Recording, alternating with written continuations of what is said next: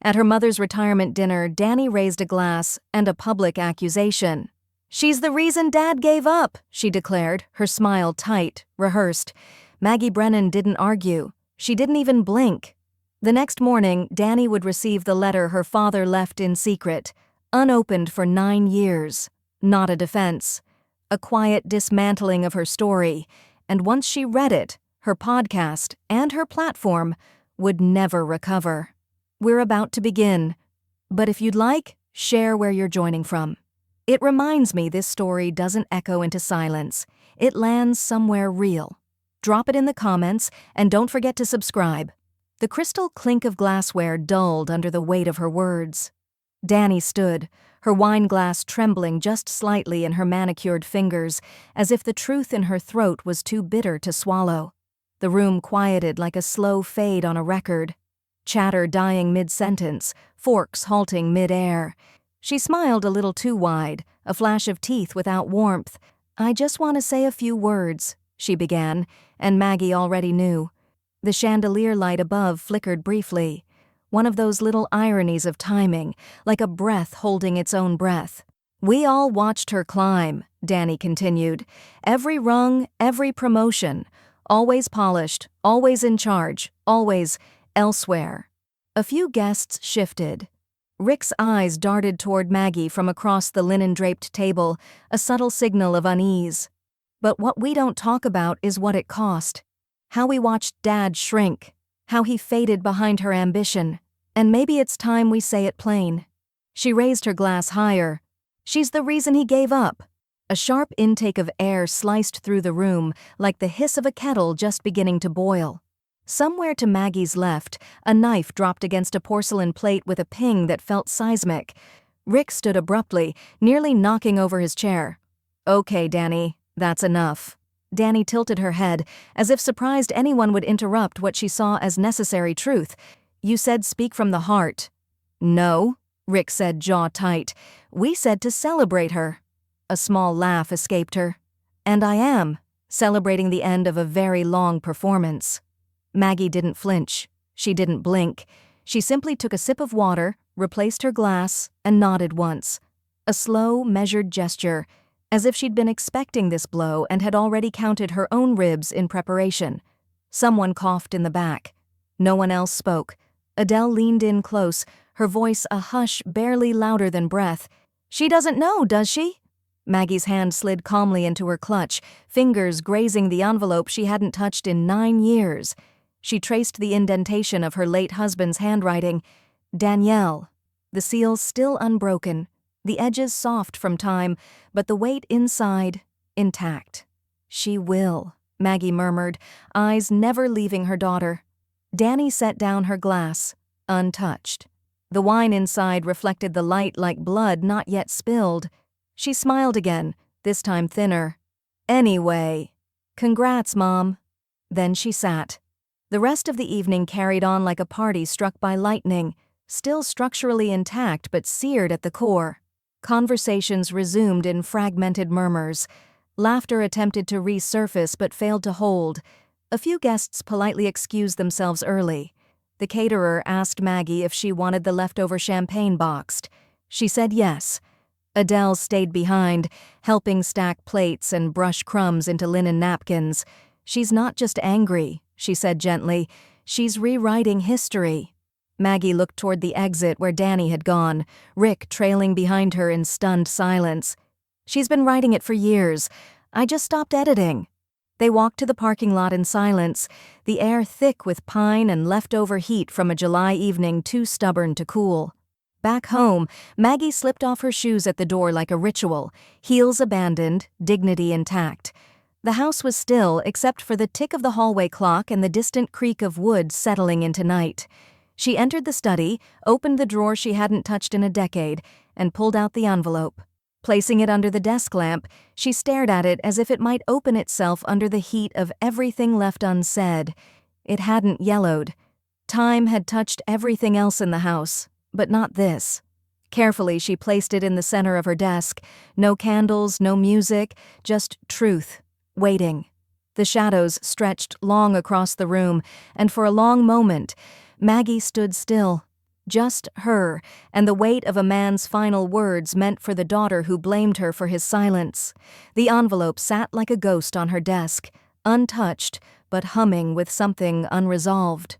Maggie stared at it beneath the soft brass glow of the lamp, the air still carrying a trace of the peach-scented candle she'd burned hours earlier. Her fingers hovered just above it, the way someone might reach for a photograph of a wound they'd stopped showing the world. She didn't open it. She didn't need to. The name on the front, Danielle, was penned in her late husband's careful script.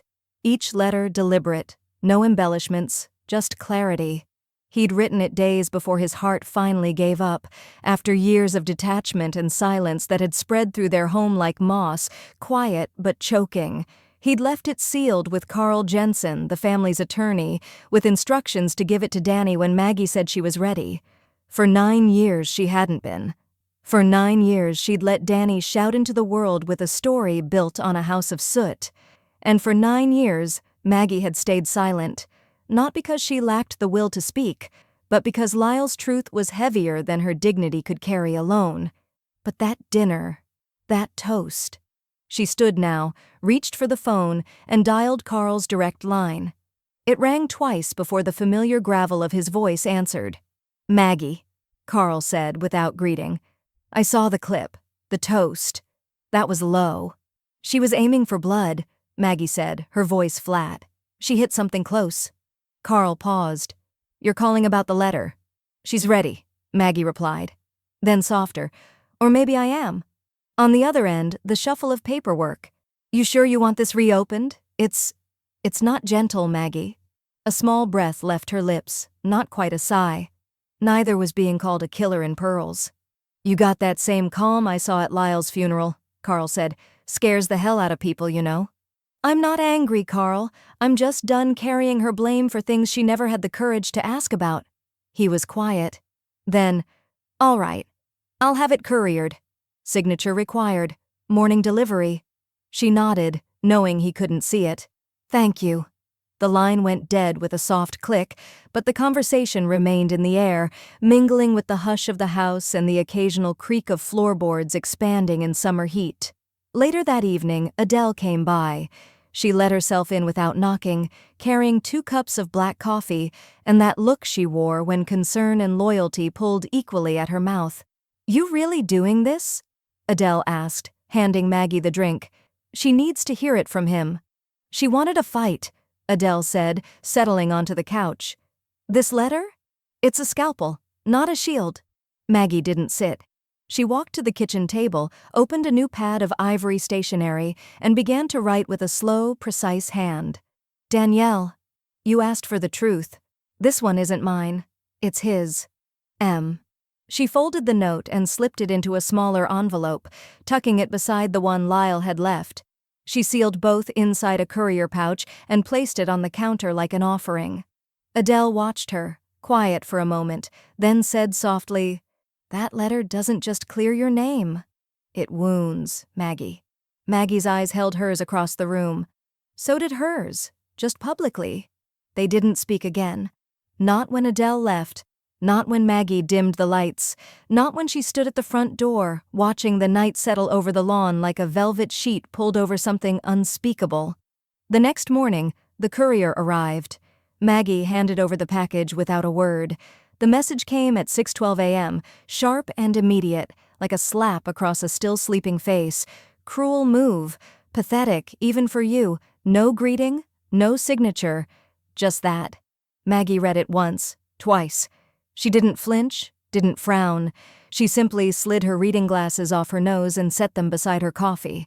The steam rose from the mug in lazy tendrils, curling into the pale Idaho morning light filtering through her kitchen window. She didn't reply. Let silence do what words no longer could. Outside, a mourning dove cooed somewhere beyond the hedges. The world was quiet, but not calm. That text had a thrum beneath it. A panic wrapped in spite. Maggie could feel it. Her phone rang before she'd finished her toast. Rick. She knew before answering that Danny hadn't sent him. Rick volunteered for these middleman roles like someone who knew landmines would never spare his shoes but stepped anyway. "Morning," she said flatly. He didn't bother with pleasantries. What's in the letter? Maggie swirled her coffee. His handwriting, his truth. That's not what I asked. It's not mine to paraphrase. A pause. Rick sighed audibly, but it wasn't frustration.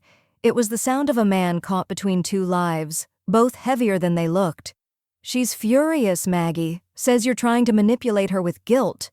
Maggie laughed once, dry and short. She called it a guilt trap? Her words. Well, Maggie said, standing and walking toward the small antique cabinet where she kept her old family files. I called it closure. She opened the cabinet. It creaked, just like it always had. Inside, she reached for the fireproof lockbox on the bottom shelf. Black, metal, unforgiving. The envelope was already back in her possession. Carl had called her the night before. Return to sender. She refused to sign for it, used a red marker, big, angry letters. Now, the envelope lay in her palm again, as pristine as the day Lyle had sealed it. Across the front, in all caps read, Return to sender. She ran her thumb across the ink. It had bled slightly into the paper fibers, angry and careless. She opened the lockbox, placed the envelope inside, and closed the latch with a soft click. Rick's voice crackled in her ear again. She says you're using Dad's ghost to win some argument. Maggie's tone didn't shift. I never entered the argument. She said you ambushed her. She gave a speech at my retirement dinner calling me the reason her father gave up. Maggie stepped back from the cabinet, the light now warming the wooden floors at her feet. I just responded with the only voice that still matters. She's not going to let this go, Rick said quietly. Maggie walked back to the kitchen and looked out the window again. A school bus rumbled by in the distance, orange and slow like memory itself. Neither am I. She hung up first. Later that evening, Adele came by with a peach pie and the kind of eyes that said, I know more than I'll ever say aloud. Maggie served 2 slices, but only ate half of hers. She returned it unopened? Adele asked, shaking her head. Marked it like junk mail, Maggie replied, tone clipped. She'll twist it, Adele warned. Turn it into a new kind of victim story. She already has a platform, Maggie said. What's one more stage? Adele paused. You know she's been recording again, right? Maggie blinked. About what? She posted a teaser. New episode drops tomorrow. The caption read, When Parents Weaponize Grief. For the first time all day, Maggie's hand stilled midair. She's doing another episode? Adele nodded, lips pursed. Sounds like a direct hit. Maggie stood, crossed the room, and pulled open the drawer by the phone. Inside, the flash drive with Lyle's recording and the copies of their wills. She touched neither. She didn't need to arm herself. Some battles weren't worth armor. The podcast began with music, moody piano, echoing like a lament staged in someone's living room. But it wasn't the music that caught Adele's breath as she sat in Maggie's sunroom, earbuds in, brows furrowed. It was the voice. Danny's voice, low and measured, like someone rehearsing grief to sound graceful. I used to think my mother's silence was strength, she said. Now I see it for what it was. Distance. Indifference, disguised as discipline. Adele pulled out the earbuds like they burned. Maggie, sipping tea nearby and sorting through legal papers, didn't even look up. She posted it? Maggie asked, already knowing. Adele dropped the earbuds on the table. 15 minutes of twisting knives. She called it When Parents Crush Dreams. You're a monster in it, and your marriage, well, apparently Lyle gave up trying to matter. Maggie exhaled, long and thin. She didn't wince. She'd prepared herself for this long before Danny ever spoke into a mic. She knows it gets her attention, Maggie said calmly. Rage gets retweets. Wounds get listeners. Adele looked at her hard. She made you sound like a cold machine, like someone who stepped over your husband's body on your way to a school board meeting. Maggie stood and walked to the dining room buffet, where she kept Lyle's letter locked in the same fireproof box as her deed and pension documents. She opened it slowly, retrieving the flash drive she'd tucked beside it days ago. She's not interested in my truth, Maggie said, walking back, only in keeping hers undisturbed. You could publish the letter, Adele said, her voice quiet but fierce. You could end this. I won't humiliate her, Maggie said. Carl called that evening, his voice tight with the kind of discomfort attorneys only show when something toes the line of personal. You've seen the episode? Maggie looked out the window at the lavender dusk blanketing the street. I have. You know you could release his letter to the press, or play the recording. You're legally in the clear. You'd be protecting your reputation, not attacking hers. She's not the audience anymore, Maggie said. She'll read it when silence hurts more than truth. There was a beat of silence on Carl's end before he said, You're not just protecting yourself, you're protecting him. He's dead, Maggie answered softly, but what he said isn't. The next morning, Maggie wrote a new will. 2 pages, notarized. Everything, her home, her retirement funds, her investments, would go to a scholarship foundation she planned to build in Lyle's name. The criteria would be simple: resilience in the face of inherited fiction. Danny's name was never mentioned. Later that week, while Adele clipped flowers from Maggie's garden and pretended not to hover, Maggie sealed a padded envelope addressed to Rick. Inside was the flash drive labeled in her familiar cursive, "For when she listens." She didn't include a note. Didn't need to. Rick would know what it was, and more importantly, when to use it. That evening, she stood at the mailbox, hands steady, breath even. Cicadas chirped from the bushes, the air still clinging to the day's heat. She slid the envelope in and let the metal lid snap shut. She didn't turn back to the house right away. She just stood there, beneath a sky going darker by degrees, knowing the next move belonged to the person who thought she had the whole board figured out. Rick sat on the edge of the bed, the flash drive warm between his fingers, like truth had body heat.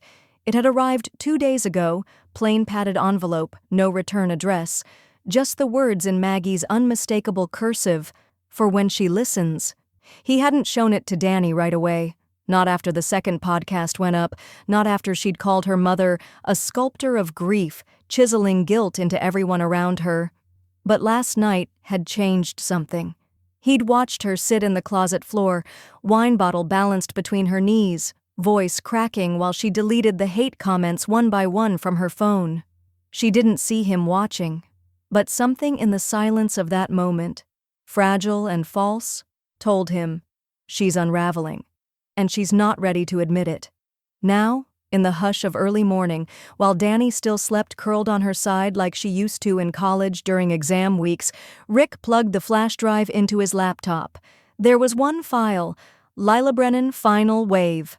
His hand hovered over the trackpad for a moment. Then, click. No music, no intro, just breathe.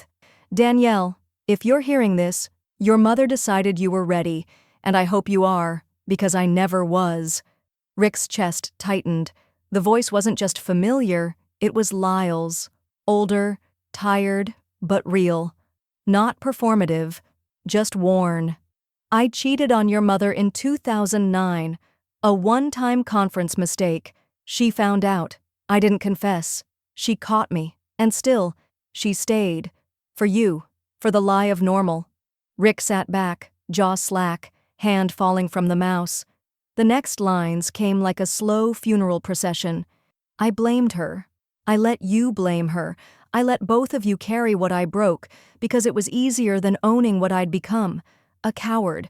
A man who hollowed himself out and then resented everyone who noticed. The voice cracked. Barely, but it did. Your mother didn't ruin me. I ruined our trust, and she stayed. You don't know what staying costs. Rick stopped the playback. He couldn't hear more. Not yet. He reached for the envelope again and found the letter Maggie had included, the original, on cream stationery in Lyle's handwriting. The penmanship was unmistakable. He scanned it quickly. The message aligned word for word with the audio, down to the phrasing. Coward, resented, she stayed. Downstairs, he heard the floorboards creak. Danny, awake. By the time she came into the kitchen, hair tangled, sweatshirt slipping off one shoulder, Rick had the letter unfolded on the table. What's that? She asked, voice groggy. Your father's letter, he said evenly. The one you sent back unopened. Danny froze. You read it? I listened. he said. It's a recording. He read it himself. She laughed, dry. Convenient. You really think Mom wouldn't fake that? Danny. His voice was low, not pleading, not angry, steady.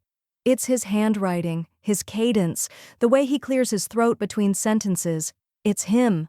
She crossed her arms, defensive stance already in place. It's too neat. A last-minute confession to fix everything? Number, she didn't send it to fix anything, he said. She sent it because you asked for the truth and you threw it in her face. Danny looked down at the letter. Her face betrayed the smallest twitch of fear. A flicker. She could have forged it. Rick walked to the counter, picked up his phone, and tapped it a few times. She anticipated that. He turned the screen toward her, a photo of Lyle's old journals, Maggie's screenshot, identical handwriting, side-by-side comparisons. Your mom didn't forge this, he said. Your father did, his own erasure. Danny said nothing. Her eyes didn't move, but her shoulders dropped half an inch, like gravity had doubled in the room. Rick didn't wait. He pulled the laptop closer and pressed play again. Lyle's voice filled the air between them, impossibly alive. I was never brave. Your mother was. She bore the shame quietly so you wouldn't have to. Danny's knees gave slightly. She gripped the counter. The sound of Lyle's voice ended, and silence poured into the kitchen like smoke. Danny sat at the table, spine rigid, eyes locked on the laptop screen, like it had just come alive and accused her of something she hadn't prepared to answer for. Her mouth was slightly open, but no words came out. Rick didn't say anything at first. He just watched her. The click of the trackpad had been the loudest thing in the room for 10 minutes now, and even that had stopped. Outside, a sprinkler sputtered to life, its rhythmic ch-ch sounding almost intrusive. Danny slowly leaned forward, elbows pressing into the wood like her arms needed something to brace against. Her fingers were white-knuckled around the edge of the table. He should have told me, she whispered finally, voice thin and shaky. When he was alive, he should have told me. Rick set his mug down. He did, just not in time. Her head snapped toward him. No, he wrote it for her. He trusted her. Not me. Rick didn't flinch, because she stayed, and you never asked. Danny's face twisted like she might fight that, but it never came. Her shoulders curled inward instead, like someone folding into themselves to survive the cold. She looked down at her hands. Her thumb kept brushing the edge of her nail, over and over. She made it look like she was the victim, Danny muttered. My whole life she just endured in silence and let me fill in the blanks. Rick was quiet. Then, and you filled them with blame.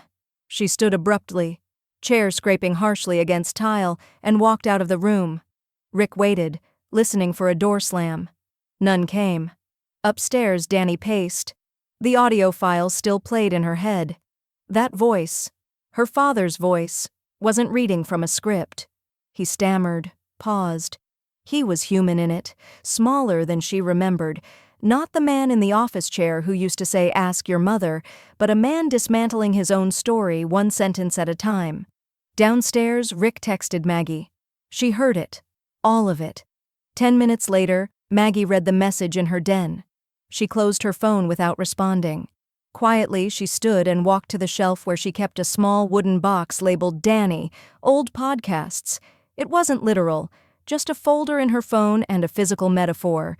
She opened her laptop, found the playlist of Danny's most venomous episodes, some she hadn't even listened to all the way through, and deleted them, one by one, a clean sweep. She emptied the trash bin, too.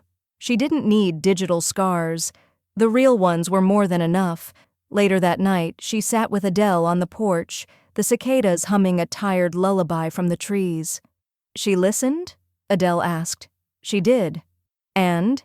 Static. No rebuttal, no mic in her hand, just nothing. Adele smiled softly. Sometimes silence is the only honest thing we get. Maggie nodded, and the only thing I'll give her for a while. Meanwhile, in her home 2 blocks away, Danny stared at her phone screen, Instagram open. Her thumb hovered over the keyboard, then backed away. There was nothing she could say that wouldn't sound hollow, nothing that wouldn't feel like theater. She tapped the photo icon. Selected a solid black square. Posted it with no caption. Let the void do what her voice never could. The unraveling didn't start with a headline, it started in the comments section. A single listener posed a question beneath Danny's latest episode post on Instagram, simple, almost polite. Did your dad really say your mom crushed him? Because the letter your husband referenced sounds different. It got 5 likes in 10 minutes, then 20, then 1 repost on Reddit. Within 24 hours, a thread titled, "Is Danny Brennan a Fraud?" hit the front page of the r/Podwatch subreddit. The tone wasn't cruel, just surgical. A user named Pros Before Pain outlined each episode chronologically, then juxtaposed quotes from her podcast with the letter Rick had anonymously shared in a grief support forum. Each contradiction became a wound. Every poetic monologue Danny had delivered about her mother's ice-veined ambition now rang false against Lyle's trembling confession. By day 3, sponsors started pulling out. The mattress company was first, an apologetic email with terms and conditions highlighted.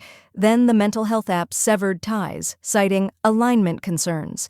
Danny noticed the drop in ad revenue before the news hit. Her inbox was filling with subject lines she didn't open. Concerned listener about episode 12. Was it really your mom? Did you lie? She deleted the first 100. Then she started pulling down episodes. First the overt ones, the ones that named Maggie directly. Then the subtle ones, the metaphors she thought were cloaked in enough abstraction to skate under radar. By the end of the week, her library of content had shrunk by nearly half. What remained was hollow. Episodes about general burnout, toxic productivity, over-edited reflections that sounded eerily sanitized. She stopped recording altogether. Rick watched it happen from a quiet corner of the house, not intervening. He wanted to. But every time he opened his mouth, Danny shut down, fingers clenching around her coffee mug, jaw tight with pride or panic, he couldn't tell which. "She's not talking to anyone," he said to Maggie one evening over the phone. "Not me, not her listeners. Just curled inward." "She's lived on the stage too long," Maggie replied. "Now she's forgotten how to stand still when the lights go out." Rick hesitated. "Did you plan this?" "No," Maggie said. "But I let the truth breathe." Across town, Maggie sat with Adele at the same kitchen table where the letter had rested weeks before. Outside, the sun dipped low behind the pine trees, casting shadows like slats from prison bars across the floor. "She finally swallowed it," Adele murmured, stirring honey into her tea. "What?" Maggie asked, though she knew. "The silence, the kind she handed you for years. You didn't throw it back. You let her taste it." Maggie didn't smile. "I didn't need revenge. I needed peace." "And did you get it?" "No," she said, "but I got the floor back beneath my feet." That night, Maggie opened her email to find a message from the Boise Education Alliance. Subject: "We'd be honored if you'd speak at this year's statewide retirement conference." She read the invitation twice. It wasn't the platform that mattered. It was who had built it and how. She clicked accept. The next morning, the conference's Instagram page posted the lineup: Margot Brennan, former principal, Pine Brook High, Endurance and Grace, Lessons They Don't Write into Curriculum. The post garnered 112 likes in under 2 hours, but it wasn't the count that mattered. It was the single name on the list of viewers: danabrennan.wav. The morning of the conference, Maggie laid out her navy dress suit with quiet precision. No fuss, no pins or jewelry, just the sharp lines of a woman who had spent a lifetime being mistaken for someone invulnerable. Danny had never been invited. Not by name, not by hint, not even in the breath between Maggie's sentences. She hadn't earned her way into this room, and Maggie had no intention of pretending otherwise. In the green room, the hum of fluorescent lights blended with the low murmur of other retirees reviewing notes and sipping burnt coffee. Maggie stood apart, back straight, shoulders set. Her folder was thin, just 3 pages, no slides. When they called her name, she stepped onto the small stage, blinking under the soft wash of overhead lighting. Rows of chairs stretched out in front of her, filled with teachers, principals, assistants. People who'd survived decades of shrinking budgets, ungrateful parents, and long nights grading papers no one remembered writing. She placed her notes on the lectern, adjusted the mic, and began. They told us we'd leave a legacy, that if we taught with integrity, cared deeply, and showed up every day, the rest would take care of itself. That was never true. Her voice was even, but something in it, something low and steady, carried heat. A quiet rebellion stitched into her cadence. The hardest lesson I ever learned wasn't in a classroom. It was after. It was learning to release what doesn't grow you, what warps you, what wants you small. There was no mention of Lyle, no trace of Danny, not even coded references. Maggie refused to let them take up more space in her story than they already had. This speech was hers, and it bloomed in the mouths of those who needed it. When she finished, the applause came like a wave, not thunderous, but respectful, earnest. One woman in the front row wiped tears from behind her glasses. Maggie stepped down from the stage and left through the side exit, declining interviews and photo ops. She didn't need to archive her moment, it had already happened. That evening, the video went live on the conference's Facebook page. Maggie didn't share it, didn't comment. But the clip spread anyway, retweeted by young teachers and old ones, quoted in newsletters, screen captured in TikToks she'd never see. And somewhere across town, Danny watched it. Alone. No sound. Just her mother's face, composed, speaking from a screen that used to belong to her. The caption below the video read, "Release what doesn't grow you. Margot Brennan, Boise Ed Conference 2025. Danny didn't react. She didn't like the post, didn't rage tweet or make an audio response. She just stared at it, eyes unreadable, phone resting in her lap. The next morning, Maggie visited Lyle's grave. The cemetery smelled like freshly cut grass and wet stone. The sprinkler system had just shut off, leaving beads of water clinging to the granite headstones like tears with nowhere to fall. She stood over his marker, still and unhurried. "It's done now," she said softly. She knows. Maybe not everything, but enough. She crouched, brushing away a dried pine needle from the top of the slab. It wasn't about punishment. It was about ending the echo. Behind her, Adele approached slowly, a thermos in one hand. "Think she'll say anything?" Maggie straightened, brushing her palms on her pants. Not with her voice. That afternoon, the mail came late. Maggie thumbed through the envelopes absently until her fingers paused on one, familiar slanted handwriting across the front. No return address, but she knew. 2 pages, folded cleanly, unopened. She placed it on the kitchen counter without touching it again. Maggie didn't open the letter with bare hands. She slid on a pair of latex gloves from under the sink. Not out of drama, but distance. Some paper carried bacteria, others carried memory. This one held both. She sat at the dining table, sun streaking across the polished wood in angled gold. The envelope, already slit with a letter opener, waited beside her cup of mint tea.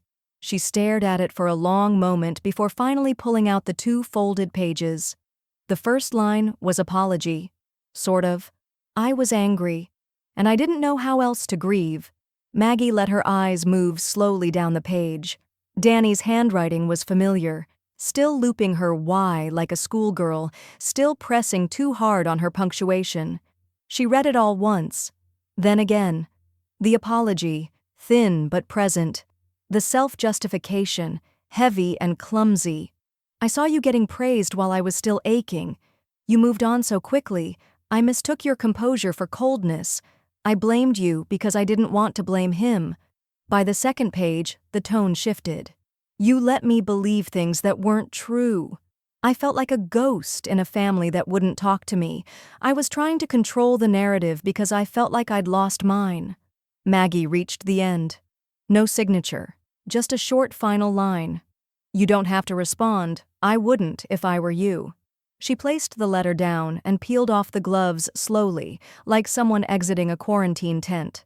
The smell of mint lingered in the air, sharp and unforgiving. She didn't cry.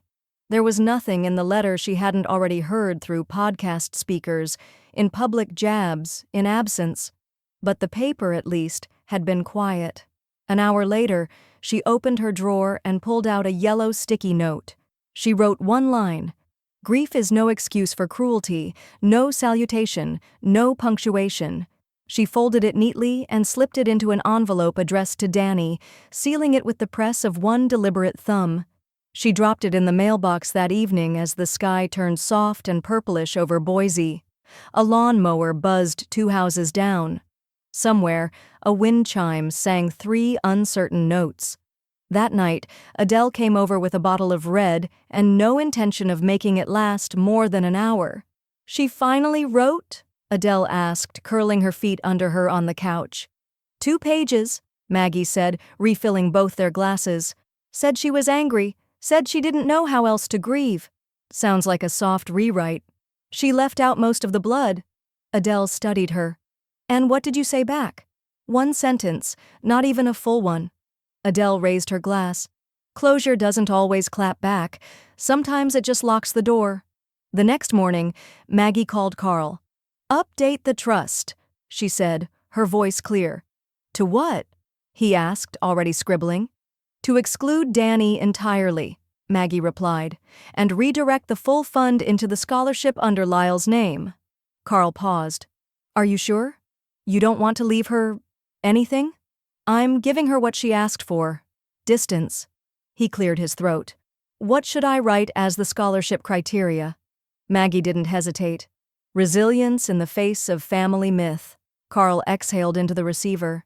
"That's good, painfully good." "I lived it," she said. "It should mean something." The paperwork was filed that same week.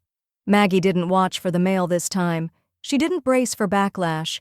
She simply folded the original copy of the trust and placed it behind Lyle's letter in her fireproof box. 2 days later, Rick texted her. She found out. Didn't say anything, just stared at the paperwork like it was a death certificate. Maggie read it once, then deleted the message. Some inheritances come in numbers, others come in silence.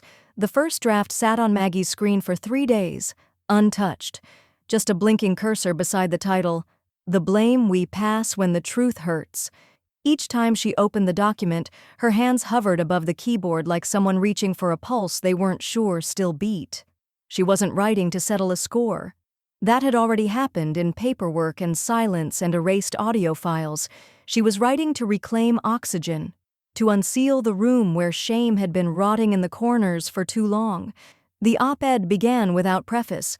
"There's a difference between surviving grief and rewriting it. I learned that the hard way." She never used Danny's name. Not once. She didn't need to. The power in the piece wasn't in naming, it was in dismantling assumptions. "My husband and I weren't perfect. He fell. I stayed. That's not a trophy. That's a scar you keep under your sleeve. But sometimes, staying is louder than leaving." She quoted Lyle's letter directly, just 1 line italicized for weight. "You don't know what staying costs." It wasn't vengeance, it was clarity. She submitted it to the Boise Standard on a Wednesday. By Thursday afternoon, it was on their homepage. By Friday, it had 6,200 shares. Teachers commented beneath it. Widows, grown children who'd misread their parents' silences. One man wrote, "I've been angry with my mother for 15 years. This made me stop and ask what I never did before." Maggie read the comments once, then closed her laptop. She didn't need applause. The echo was enough. The phone buzzed later that evening. Voicemail. Rick's voice, low and steady. "You did it right, Maggie. You told the truth without setting fire to her. That's more grace than most people ever give." Maggie saved the message, then immediately deleted the notification. It was never about being told she was right. She sat on her back porch that night, wrapped in a worn blanket, the smell of lilacs drifting from the garden Lyle once refused to weed. Adele called just to say, "You really wrote it," without flinching. "I didn't flinch," Maggie replied. "I just held the mirror up. What if she reads it?" She already has. Across town, Danny scrolled the article on her phone in the dark, each paragraph landing like the slow unraveling of a bandage. There was no accusation, no anger. Just wait. And Danny recognized every line, not because she'd heard them before, but because she'd avoided them for years. She didn't text, didn't comment, but she didn't turn the phone off either. She read it again and again. The next Monday, Maggie stopped by the post office. The clerk handed her a plain manila envelope marked with the Scholarship Foundation's return address. Inside was a single letter, typed, signed in ink. "Dear Mrs. Brennan, I just wanted to say thank you, not for the money, but for the truth. I lost my father to suicide last year, and no one would talk about it. Your piece didn't fix that, but it cracked the silence. That's something. Yours, KJ Sullivan, 17, Twin Falls High School." Maggie stood there in the lobby, fluorescent lights buzzing, surrounded by the faint smell of printer paper and packing tape. The world outside moved in its usual patterns. But inside that letter, something had finally stopped hiding. She folded it once and tucked it into her purse beside her keys and wallet. Maggie stared at the blinking cursor like it owed her something. One more truth, one last thread to pull from the tangle. She'd written the headline already, "Why I Didn't Leave." The scholarship site's coordinator had asked for something personal but uplifting. Maggie had smiled politely and said nothing, because what she was about to write wasn't going to fit neatly into anyone's idea of comfort. She took a slow breath, the scent of her morning coffee still clinging faintly to the air, and began. "I stayed with a man who broke something sacred.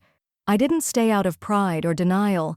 I stayed because I knew that grief doesn't cancel out love. It warps it, stretches it, tries to bury it, but if you're strong enough, you dig it out."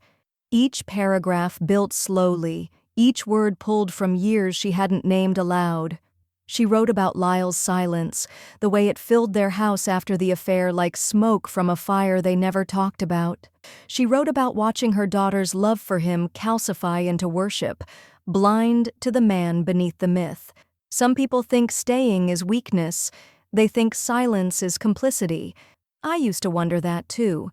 But I've learned that staying, when everything in you is aching to run, is a strength most people never recognize, especially daughters who were too young to understand the fracture they were living inside of. She didn't defend Lyle, but she didn't demolish him either. She let him stay human, fallible, someone worth grieving and also worth questioning. When Maggie finished, her fingers hovered over the last line like she was sealing a wound. Love doesn't always look like protection. Sometimes it looks like endurance. She hit submit. That night, Adele came by and read the piece aloud in Maggie's living room, the paper trembling faintly in her hands. By the third paragraph, her voice cracked.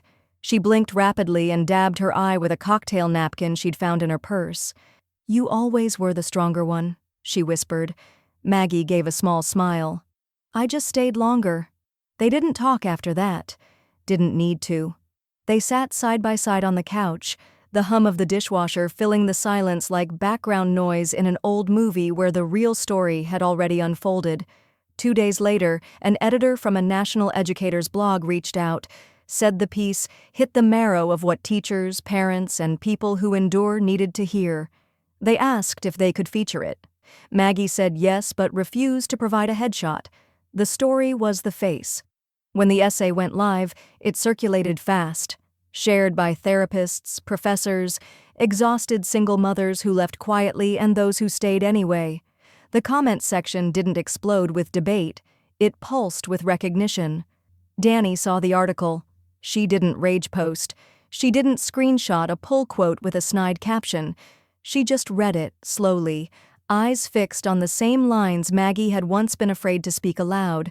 Then she logged off. No follow-up post, no story, no status, just absence. That night, Maggie's phone buzzed. It was late, well past her usual bedtime, but she was still up, folding laundry in the den with the TV playing muted reruns in the background. The message was from a number already in her phone. "Danny, can I see you?" Maggie stared at the screen for a long moment, the scent of lavender dryer sheets and old grief wrapping around her like static. The door chimed as Maggie stepped inside the coffee shop, and for a moment, the world felt thinner than the steam rising off espresso cups. She spotted Danny immediately, corner booth back against the brick wall, eyes on the window like she wanted to escape but couldn't remember how.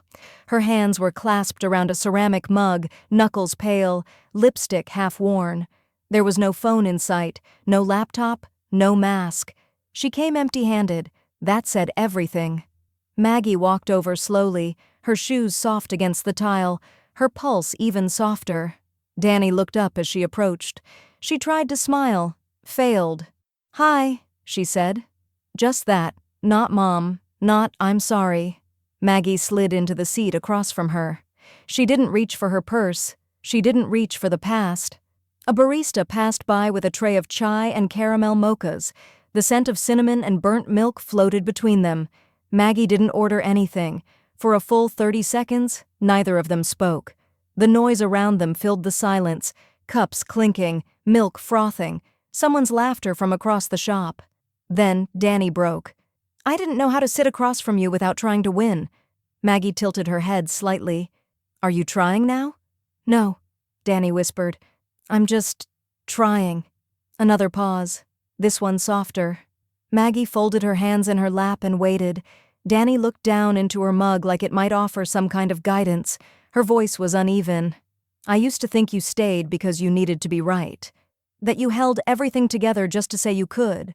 But it wasn't that." Maggie didn't nod. Didn't validate or correct. "It was survival, wasn't it?"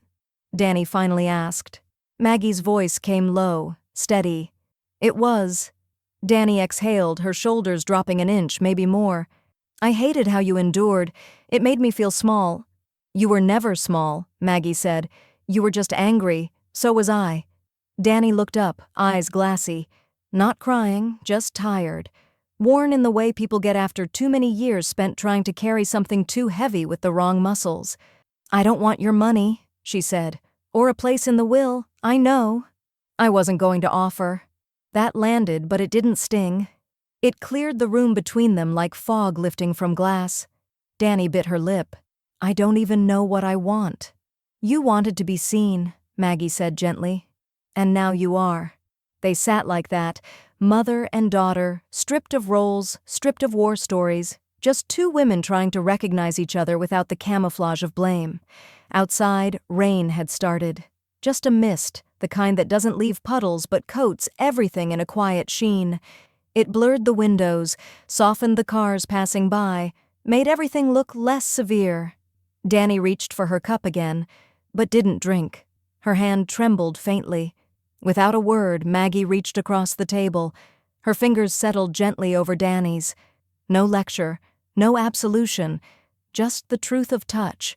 Something weightless and wordless passed between them. Maggie stood in the doorway of her study, phone in hand, staring at the home screen like it was a painting hung in the wrong gallery.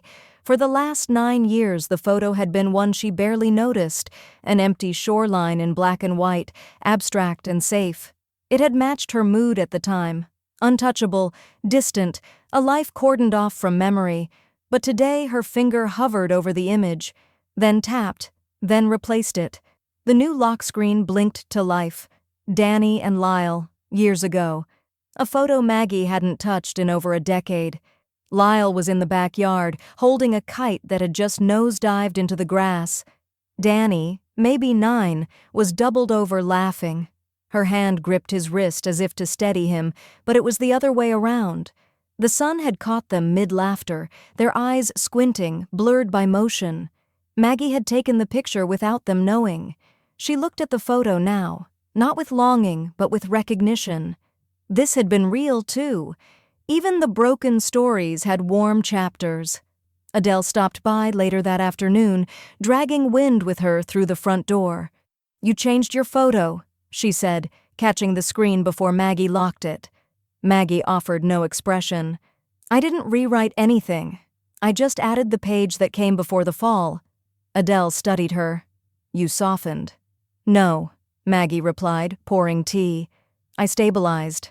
That night, Maggie sat in the den, blanket over her knees, as the soft hum of the dishwasher whispered from the kitchen. Her phone lit up with a notification. New podcast episode. What I Should Have Said Before the End.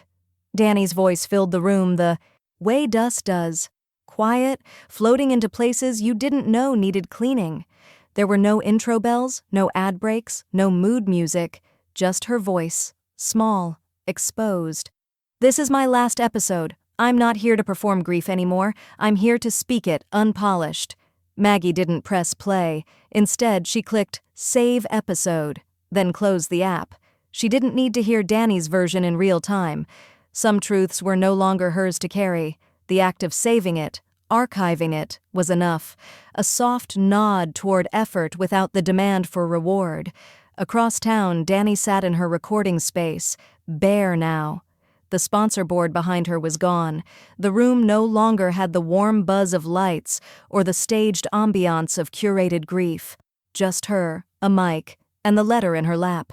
She unfolded it, hands trembling slightly, and read Lyle's words aloud, start to finish. No commentary, no sidebars, no clever turns of phrase, just the man who'd written it, and the daughter finally brave enough to hear it, through her own voice.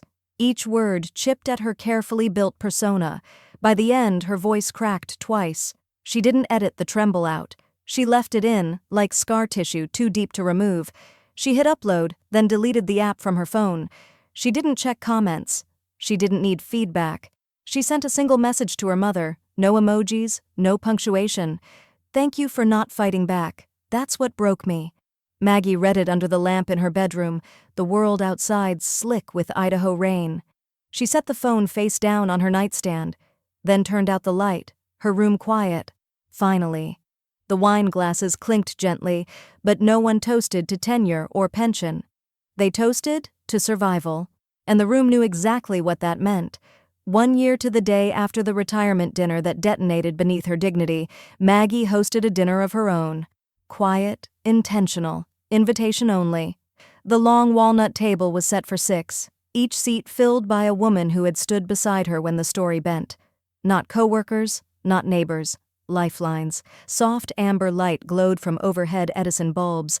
Lavender roasted chicken and a lemon orzo salad perfumed the air. Adele brought fresh bread from the farmer's market and wore a silk scarf that refused to stay tied. I thought I'd cry tonight, Maggie said, pouring wine. But I don't feel grief anymore, just light. Must be the orzo, Adele replied, raising her glass.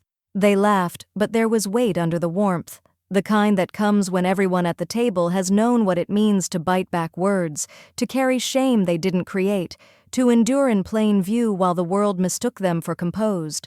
The toasts came after the second course, not to career milestones, but to the unseen. To the things we swallowed so others could eat in peace, said Marla, a former colleague who once left a husband and a mortgage in the same month. To never mistaking silence for weakness, said Adele. When the final toast came around, all eyes landed on Maggie.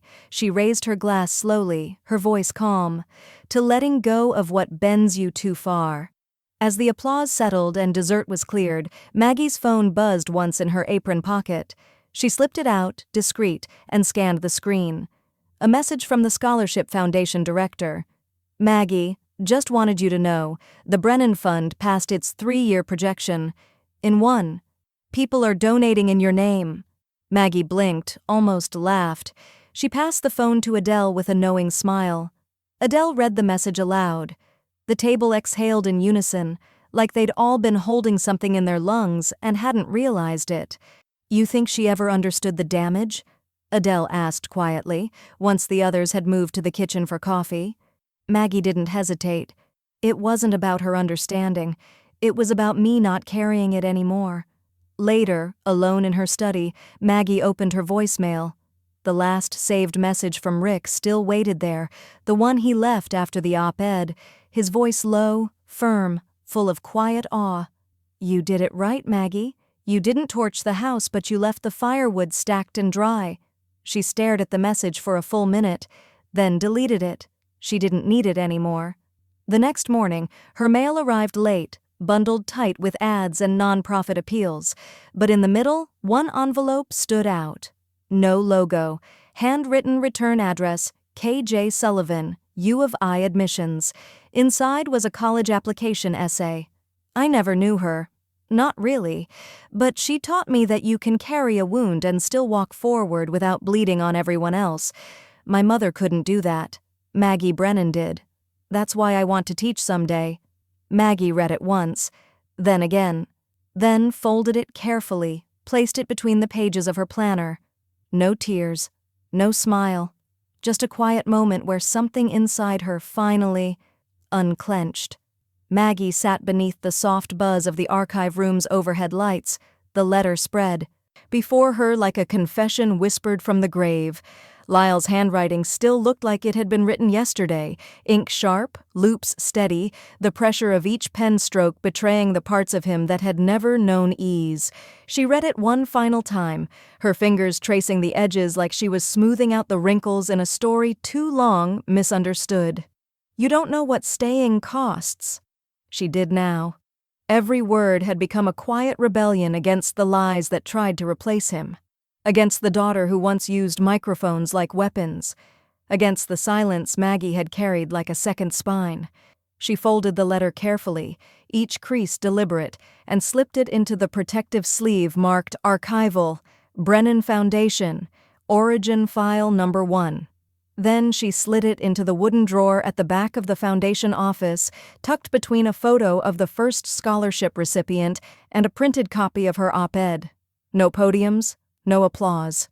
Just permanence. The ceremony for the dedication was held that afternoon in the library of a small Boise middle school. Not the fanciest location, but one that mattered. The school had requested to house the Brennan Foundation's founding display, photos, the scholarship list, a framed copy of Maggie's piece, and now a sealed envelope resting behind UV-safe glass. The exhibit was titled, Endurance and Clarity, What Truth Looks Like. Dozens showed up. Educators, local donors, a handful of students. The principal gave a short, heartfelt introduction. A teacher who'd lost her brother to suicide recited part of Maggie's op-ed aloud. When it was Maggie's turn to speak, she declined. Instead, she stood for a photo, nodded politely, and accepted the thank you plaque handed to her with trembling hands. The room clapped, and when it was over, she left. Danny had not come. Maggie hadn't expected her to, but she'd sent flowers, calla lilies. No note, just a small tag that read, For what was carried. D. Maggie didn't take the bouquet home. She gave it to a custodian cleaning up after the event. For your wife, she said with a smile. Or your table.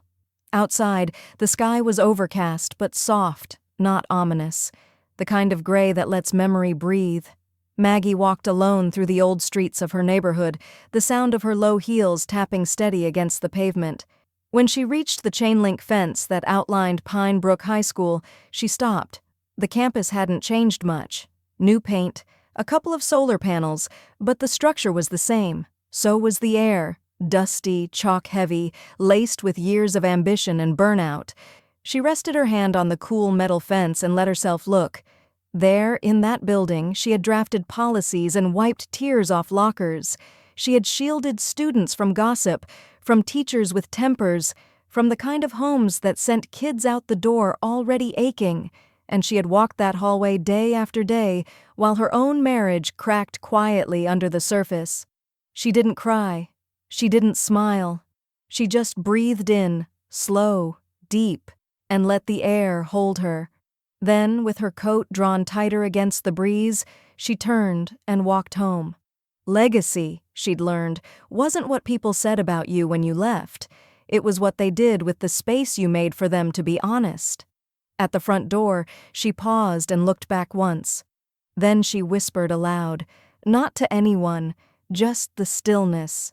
He left her the truth. I let it speak for both of us.